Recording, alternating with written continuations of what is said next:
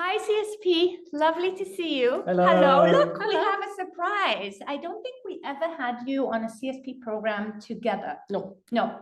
I at first didn't know there was any connection. Okay. Because I just met you separately online. Okay. Well, it's actually coming up to our 30th wedding anniversary. Amazing. Mazel tov. Thank you. So welcome to Jacqueline and to Raphi. And we have been privileged to attend many sessions. I went to your session on the textless Torah, and also yesterday I went to your session on the bathhouse of Aphrodite. And I went to your session about Shacharit, and specifically the bracha of Shelo Asani Isha or Shasani Kirtzono, and to your amazing session this morning about Choni Ameagel, which was more interactive, and we got to draw in circles. Yes. Yeah. And I went to your beautiful session on Israeli artists responding to it, which was so moving.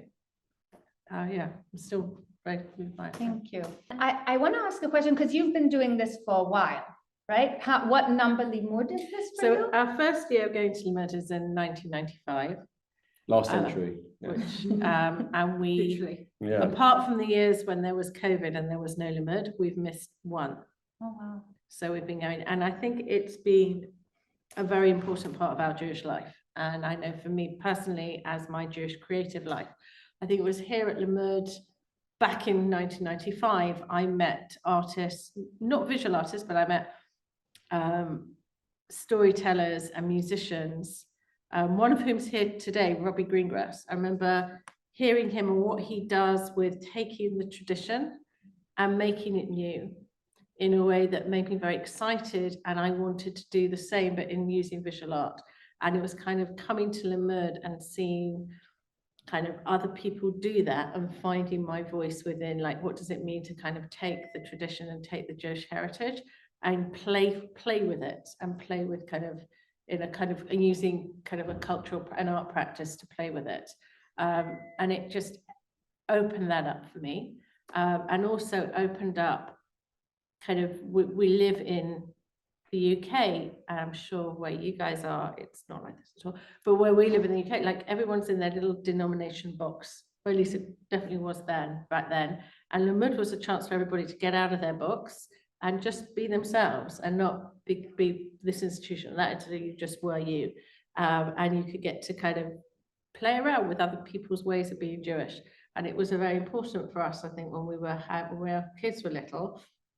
We specifically wanted to bring them to Limmud because we wanted them to see that the way we are Jewish is one way, and this is how we're living, and there are many different other expressions, ways of being Jewish around. And the Jewish world is very rich and broad, and not just what's in our little box.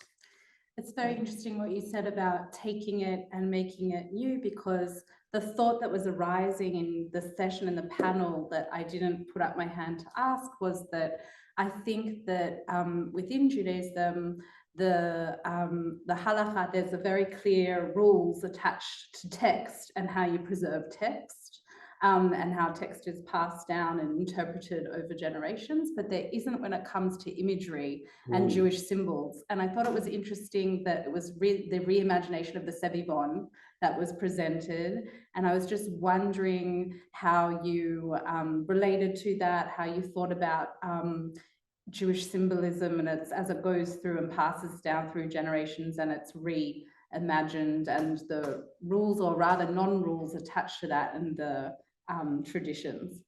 I think it's all up for grabs. It's all to be played with. I think, the Torah is there to be personalized, and it's to make it your own.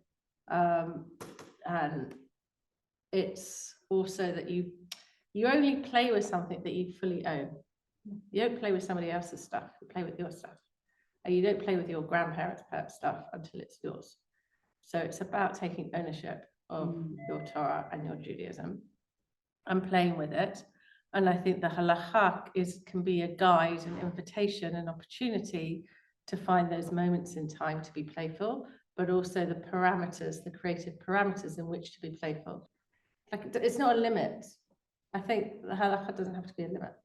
I wanted to ask, Raphi, because in your session, what remained with me very deeply was the difference between the private and the public in choice of practice. And I was, because I mean, I won't go into your whole shiur, which hopefully we'll have for CSP, but Yeah, I would love but to that do really that. struck me, and I was wondering, like, if you see that in more places, kind of, I don't know if it's in your own practice and the difference between private and Well, I public. just try and encourage people, because people kind of think either they want their community to do this, but it doesn't make any sense. Everyone, you have to compromise in order to be in community. I know we talk about community as being fundamental to Judaism, and it kind of is in lots of ways, but just think about it, you know, the biggest night, Seder night, right? Or Sukkah, these things happen at home, right? And you can choose how you want to do your Judaism. It doesn't have to always fit in with what your synagogue does. So you can have a very rich life, both private and public. That's beautiful. It really is. Yeah, it's kind of this, I don't know, especially when gathering in such a place, having the community strengthening the individual practice and Yeah. not. And Limmud is an unusual community because, as Jack said, it's all different kinds of people for one. So I don't want to live here all year round. I mean, You don't? It's too much. Although there was one rabbi, his kids used to think that they visited a city called Limmud every year. And the girls used to grow up thinking a village. And used to think that everybody else lives there all year and they visit it. And then they got older, they suddenly thought, no, wait a second, everyone's coming. But no, what I loved as an educator coming to Limmud is that I wasn't just listening to different kinds of Torah. I was looking up not just what are they saying, but what are they doing? And I learned about different ways of teaching. Right? If you're up to becoming a better educator and you want to learn, just watching different people and watching the reaction of the audience, you can learn. And you don't just have to teach it in one particular way. You can develop and change. Yeah. Okay? Do you ever teach together? We did once. Remember We've that not one? done it a lot. The rabbi and the artist. Yeah, that wasn't very good. Yes, I wasn't very good. We go to each other's classes and give feedback. So this guy Ben Crown did statistics of who went to what at Limmud, right? So he could say, you know, of the people who went to that class, 40% went to that class to see what groups they go to. He said, you know what's interesting, Raphi and Jack? There's no overlap. I Crowds think are different. I don't think it's true, but I think we haven't been together for time. I don't know about teaching together, but like I did the artwork for the cover of Raphi's book because Out the in stuff February. out in February, little book like that. But that, and it's a lovely title. It's a lovely book cover. But also it was because conceptually what I was working on at the time in terms of drawing clouds and uncertainty kind of has resonance with what Raphi was writing. So I don't know if we would ever teach like parallel, teach together, but We it does. But our often stuff. have in the class, I'll go tell you what I'm doing and you'll say, well, you should do this, or have you thought of this? And I'm like, oh yeah, that's really good. And then I put that in. And I've done the same to you. Right, so we learned from each other before. It's so that's complementary, Yeah. and I think me and Shirel feel the same way. Yeah? She's Not married for 30 no, years. yeah, she's the artist, and I'm about the fine details. Right, so- right. and it works. It works And better when it's different, yeah. Yeah, no, complementary is great, and I think it strengthens both of you. Mm.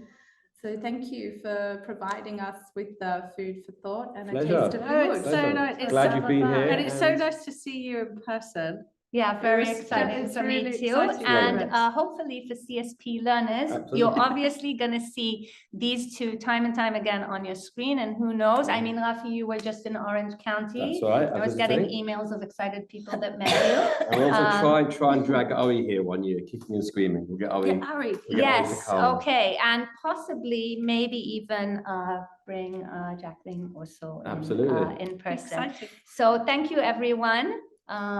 Keep learning, keep teaching, and we'll see you on the next video. Bye-bye then. Be well.